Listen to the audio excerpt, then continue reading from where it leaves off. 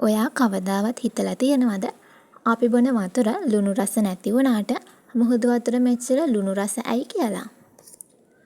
ඇත්තටම මේකට තියෙන හරිම රසවත් හේතුවක්. වැස්ස පොළොවට වැටෙනකොට ඒ වතුර ගල්, පස් සහ පර්වත හරහා ගලාගෙන යනවා. එහෙම යනකොට ඒවායේ තියෙන ඊටාම කුඩා ප්‍රමාණවල khනිජ සහ ලවණ වතුරට එකතු වෙනවා. ඊට පස්සේ මේ වතුර ගංගා හරහා මුහුදට ගලාගෙන යනවා. ඒ වගේම මුහුදේ වතුර ඉරේ රස්නය නිසා වාෂ්ප වෙලා වලාකුළු බවට පත් වෙනවා. හැබැයි ලුණු වාෂ්ප වෙන්නේ නැහැ. ඒ නිසා වතුර වාෂ්ප වෙලා ගියා ලුණු මුහුද ඉතුරු වෙනවා. මේ ක්‍රියාවලිය අවුරුදු මිලියන ගණනක් තිස්සේ සිද්ධ වෙමින් තිබුණ නිසා මුහුදේ ලුණු ප්‍රමාණය එකතු වෙලා තියෙනවා. ඒක නිසා තමයි මුහුදු වතුර අපිට ලුණු රසට දැනෙන්නේ. ඉතින් ඊළඟ පාර මුහුද දැක්කාම මේ පුංචි විද්‍යාත්මක රහසත් මතක තියාගන්න.